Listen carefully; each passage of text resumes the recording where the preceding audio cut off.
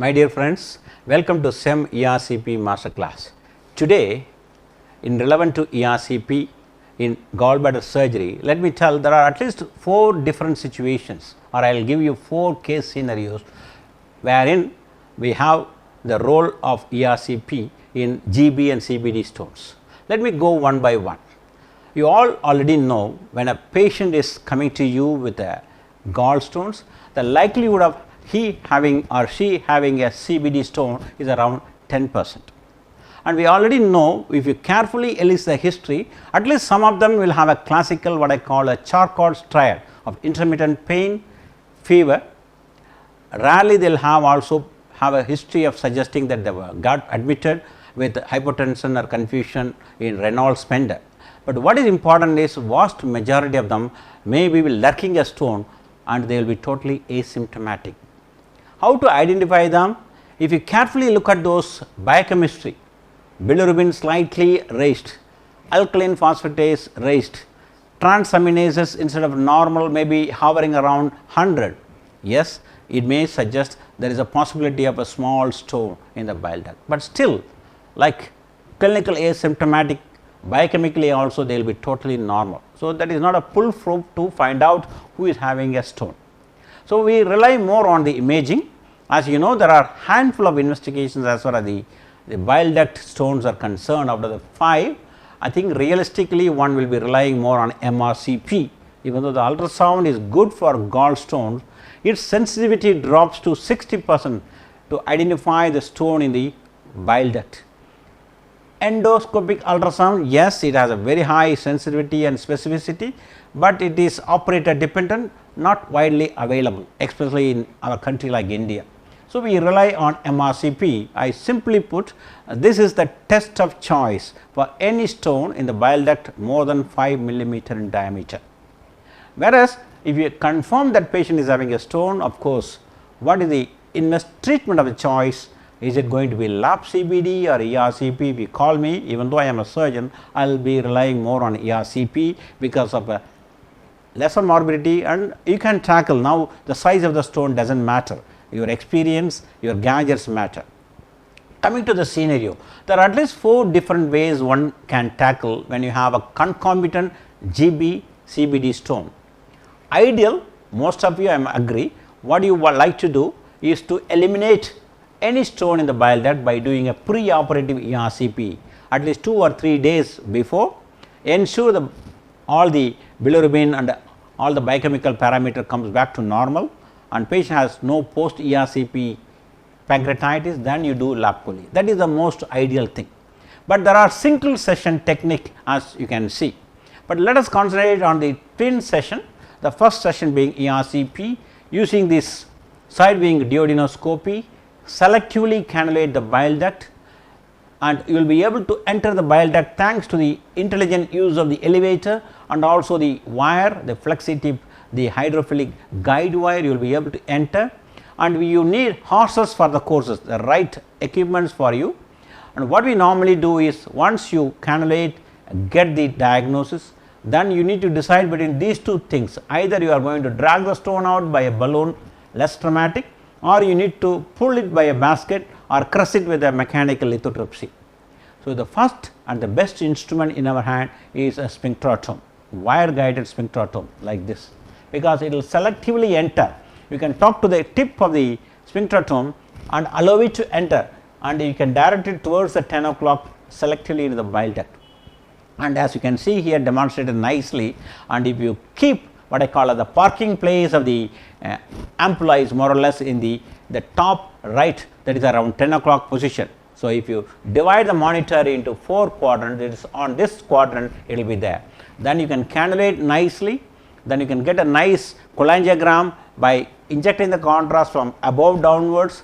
Then once you confirm, then you do a wide sphincterotomy, just to go not too high. This is probably the maximum we can go, about a centimeter wide sphincterotomy by using what we call an endo cut, avoid zipper cut by using this device of endo cut modality by tissue responsive the diathermy machines. Then you need to decide if it is a small stones. Of course, ideal one is a balloon, which is, as I said, is the least traumatic. So, you go for a balloon sweep as diagrammatically depicted here. By inflating the balloon just above the stone, and as you can drag, it will take the stone out, but do not drag all the stones, take the lowest one first, then the next, otherwise the whole thing can get impacted here. There is another small disadvantage.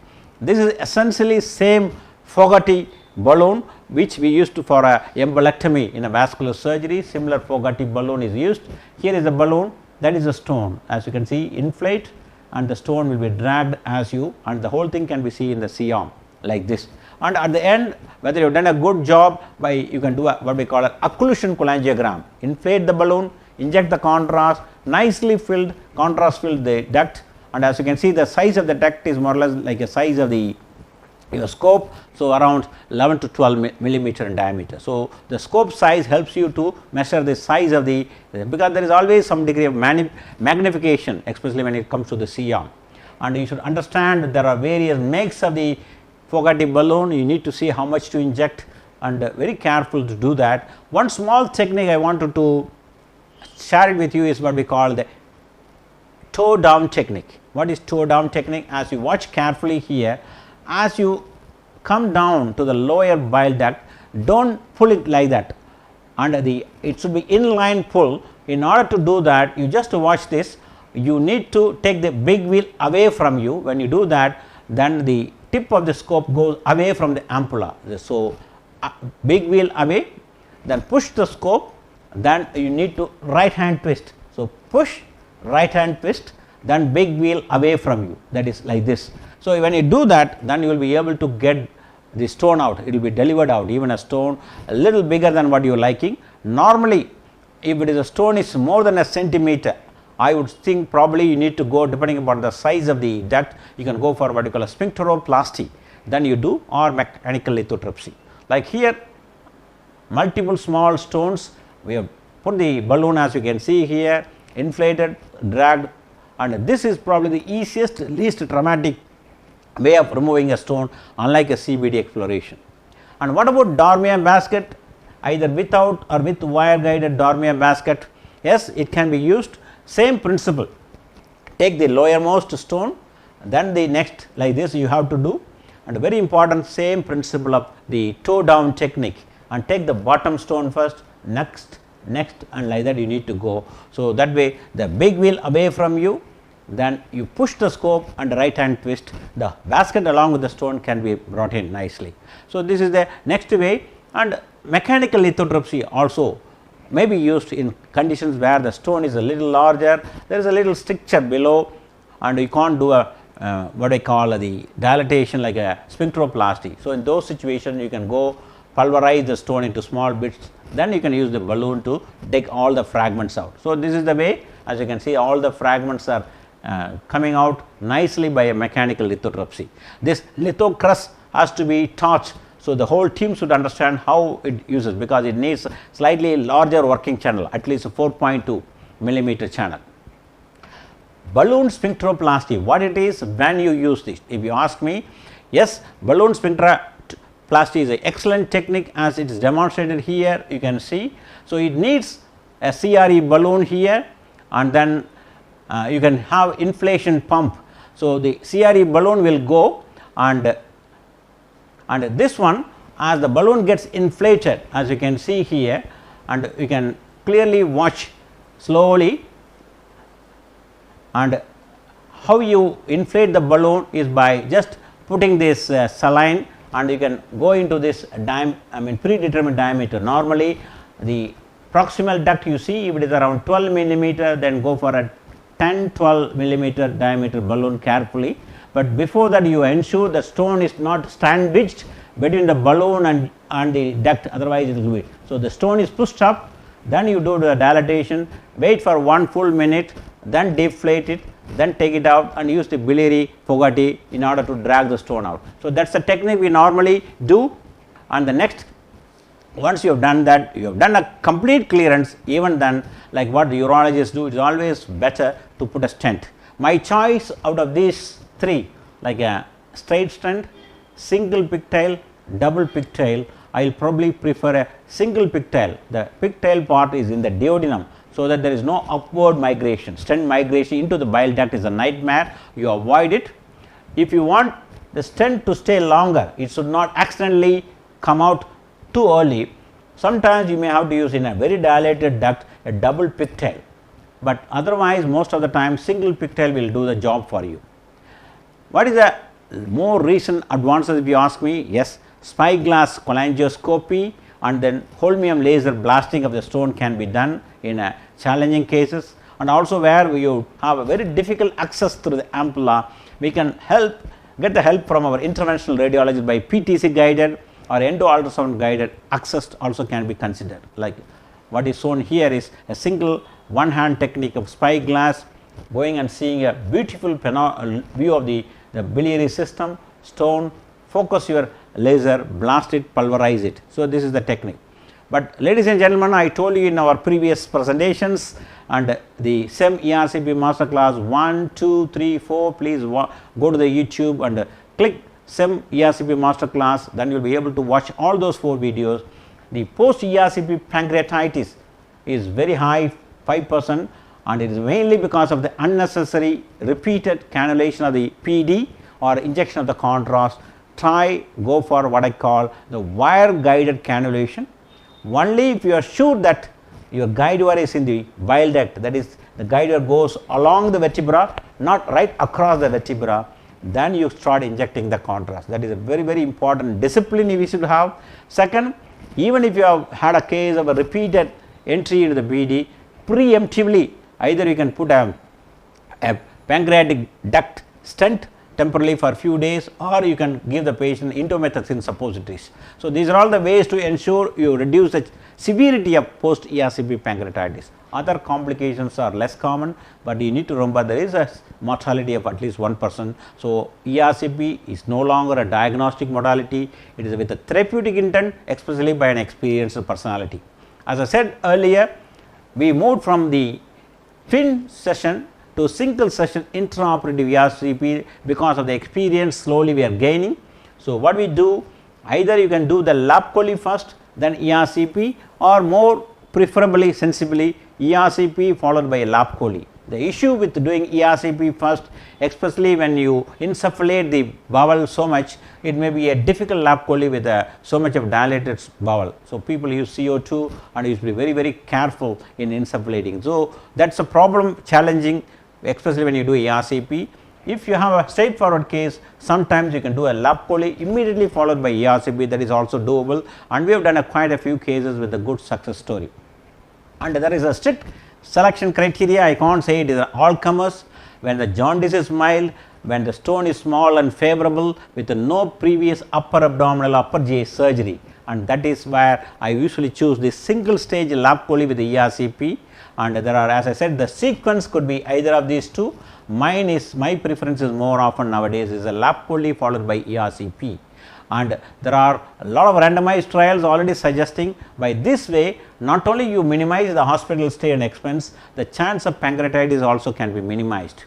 And a truly laparoendoscopic rondeau procedure, where if you have a challenging ampulla, if all the ports are still in place, you can put a catheter or a guide wire through the cystic duct, which will come through the CBD through the ampulla like this, and it can be caught by your duodenoscopy.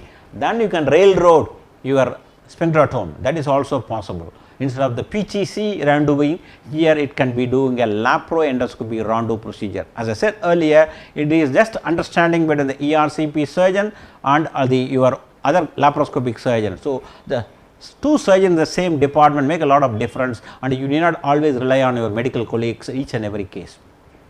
Quickly moving on to the second situation, the case scenario is acute gallstone pancreatitis. If you have a patient with a known gallstone along with a severe pancreatitis and you do an ultrasound very often or CTs, you may see a stone, or sometimes patient might have passed the stone. So, in this situation, acute biliary pancreatitis, what is the role for urgent ERCP? Yes, we need to consider ERCP if the patient is having a severe cholangitis or the jaundice keep increasing. That means he is having an impacted stone, something like this. And if it is the case, then it is the ideal scenario where you go in and do something like a lance the ampulla, like the stone is waiting to come out and you just deliver it by doing like a pre-cut sphincterotomy. So, this is a very gratifying procedure by a leading needle sphincterotome. But if that is not the situation, what do you do if it is not a cholangitis? In those people with a history of pancreatitis, it is always preferable before you go in for ERCP, get a preoperative MRCP to ensure the stone is still present, because quite a significant number of patients you might have noticed the stone might have already gone and you will be doing unnecessary unwanted ERCP. That is why people have two schools of thought, either you do a preoperative MRCP or you do an EUS, confirm there is a stone, then you proceed for ERCP, because there is already a guideline by ASG where you go straight for ERCP, like a obvious jaundice, dilated duct, stone in the CBD, where you do not need to do anything, just straight for lap chole, like a patient with a very low risk of CBD stone, like a normal liver profile, no history of jaundice or pancreatitis. Whereas the patient I just now showed with a history of pancreatitis, there are multiple small stones, there is a small chance they may have a small stone in the bile duct. You better do an MRCP. If the MRCP is positive, then you go for ERCP. So, that is what we normally practice. Now, quickly move on to the scene 3, where ERCP will be very gratifying. That is a patient presenting post lap chole day 3, day 4 with the persisting drainage of bile in the drain, like 200 or like that. If you do an MRCP, if the MRCP shows a duct with a normal clip, there is nothing happening here in the cystic duct. Further up, you can see in the liver bed there is a contrast extravasation, as if there is a collection in the gallbladder bed, a classical duct of Luschka, Strasburg's type A injury. So, in those situations especially, it may be a single duct of Luschka or multiple small ductules will be present. It is mainly because you have done a little deeper dissection, damaging the radicals, a small biliary radical, subvesical bile duct has been damaged. This is the problem. In sometimes it happens. If you are able to see it during surgery, we can underrun or put a drain, but very often if the patient presenting with the post operatively with the pain, fever, then you may have to consider ERCP as a rescue package. Whereas you can see here, similarly when you have a cystic duct stump leakage also, all you need to do is a wide sphincterotomy, put a large 7 French or 10 French preferably stent like this. So, intrabiliary pressure is grossly has come down. So, that way you will avoid the leakage here. So, coming to the final thing which every one of us should strive to avoid, especially when you do a lap chole, is getting into stage of biliary stricture. As you know, indiscriminate use of diathermy, like just this is the small experiment just to tell you, when you take diathermy very close to any metal, for example, you might have already clipped the cystic duct artery, there is some bleeding in the gallbladder bed. If you take a diathermy, the diathermy can jump from that area to the metal clip next to it, and that will cause injury to the bile duct, that can cause either leak or a later stricture. That is one of the cause mentioned in the case of a post operative biliary stricture. In those situations, sometimes what we call a Costa Magna technique of multiple stent insertion may be very rewarding. So, one has to consider. So, ladies and gentlemen, as I said already, when you have a patient with a bile duct stone, you need to see whether the patient is suited for lap CBD or ERCP. I am leaning more towards ERCP because of its potential use, ease of performing, provided you have the expertise and the team to help you. So, next important thing I wanted to emphasize is the importance of MRCP used more liberally as a investigation of choice, whereas ERCP is the ideal one either in the 2-session technique or a single session technique, depending upon your expertise and case selection. Thank you.